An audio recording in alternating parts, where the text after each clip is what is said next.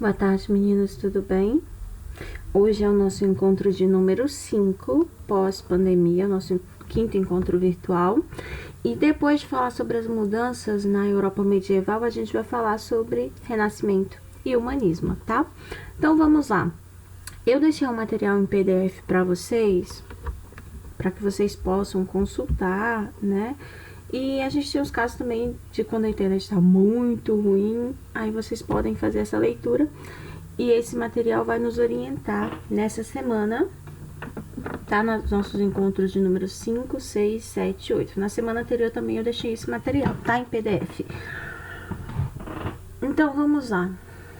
O que foi o Renascimento? O que foi o humanismo, tá? Nesse material eu deixei bem claro para vocês. E aqui eu também vou explicar. Então vamos lá. O Renascimento vai ser um movimento cultural e científico que vai ser iniciado na Itália e logo, tá, vai dominar a Europa inteira. Ele começa na Idade Média e dá origem a um novo movimento na Idade Moderna, tá? Vai ser ali na transição. E o humanismo vai ser um movimento que colocava o homem como centro de todas as coisas, tá? No universo. Vai ser aí do mesmo período. O que acontece? O humanismo, ele vai valorizar o homem, tá? Ao contrário do que é da valorização anterior, que era teocêntrica, né? Deus no centro de tudo. Agora a gente vai ter o antropocentrismo, o homem no centro de tudo.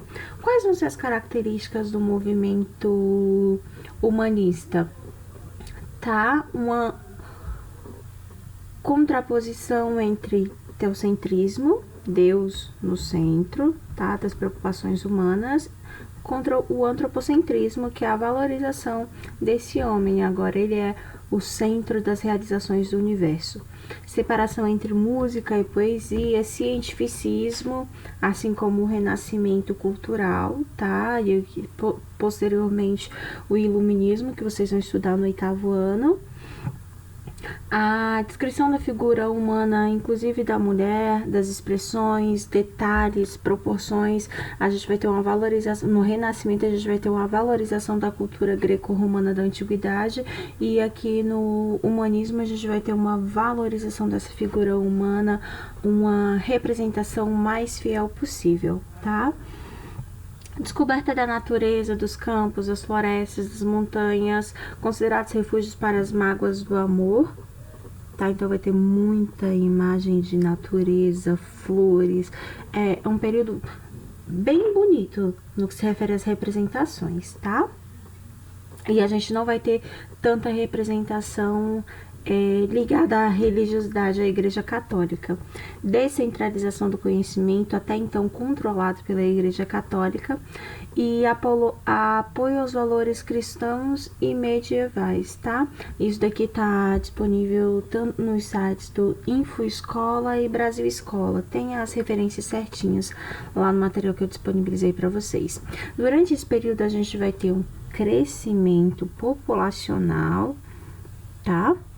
Principalmente ali depois da peste negra, porque a gente vai ter um conforto, uma estabilidade, tá, na Europa como um todo, e um enriquecimento burguês propiciado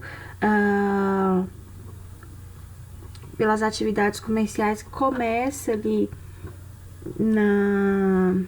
no período das cruzadas, como a gente viu, e é consolidado aqui num movimento que a gente vai chamar de renascimento comercial, tá?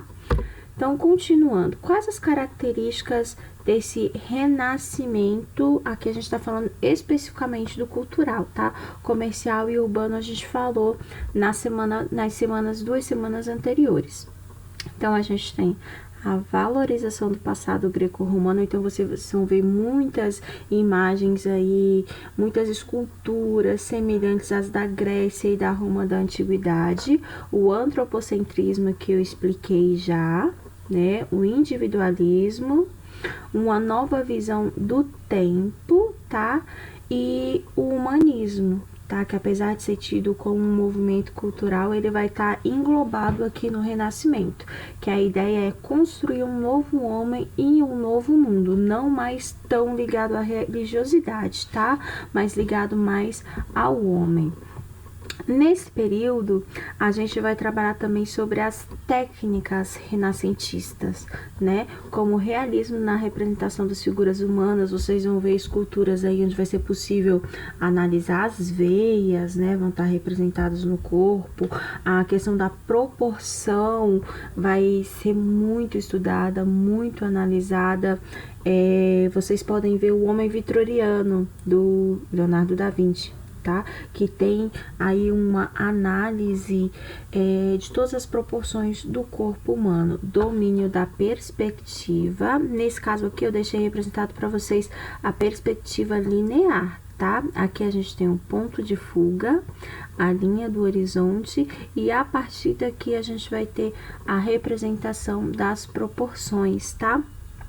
Essa perspectiva linear vai ser caracterizada por 3 dimensões: altura, largura e profundidade, tá? Fica bem claro nessa imagem aqui. No material em PDF eu coloquei um material de um curso de arquitetura que estava disponibilizado na internet com as fontes, sempre citar as fontes de onde foram retirados, tá?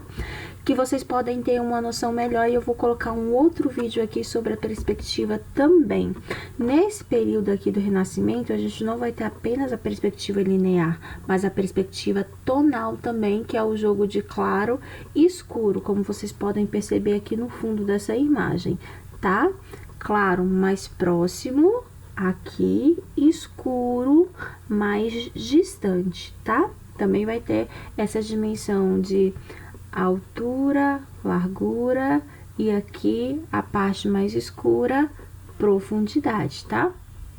E a gente vai ter o domínio também de autorretratos nesse período. Vão aparecer muitos, vão ser muito comuns, tá ok?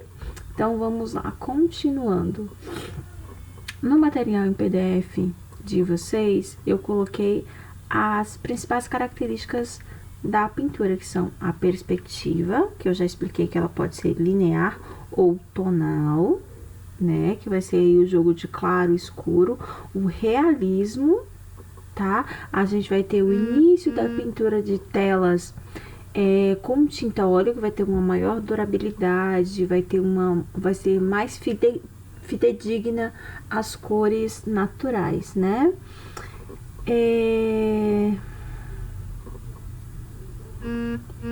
Passam a ser manifestações culturais, tá? Uma valorização, acentuação do naturalismo, a procura da verossimilhança, ou seja, o mais fiel possível, tá? Um forte interesse pelo homem, a forma do seu corpo, da sua expressão, não apenas do homem, mas a gente tá falando no geral aqui, tá? Do gênero humano. Ostentação do conhecimento e da técnica, tá?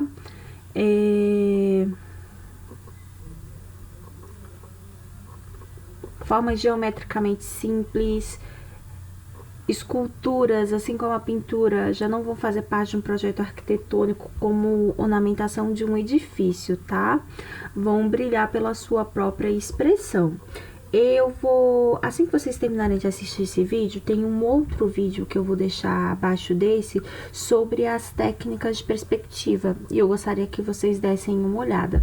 No material em PDF também, nas páginas 6 e 7, tem mostrando as formas mais simples da perspectiva, como transformar um quadrado num cubo, por exemplo, e depois a gente tem explicando o que é linha de fuga, linha do horizonte, ponto de fuga, tá? E alguns exemplos, a pintura da Santa Ceia, do período renascentista, para vocês entenderem a técnica com precisão, tá bom? Boa tarde para vocês, meninos, não esqueçam da próxima aula.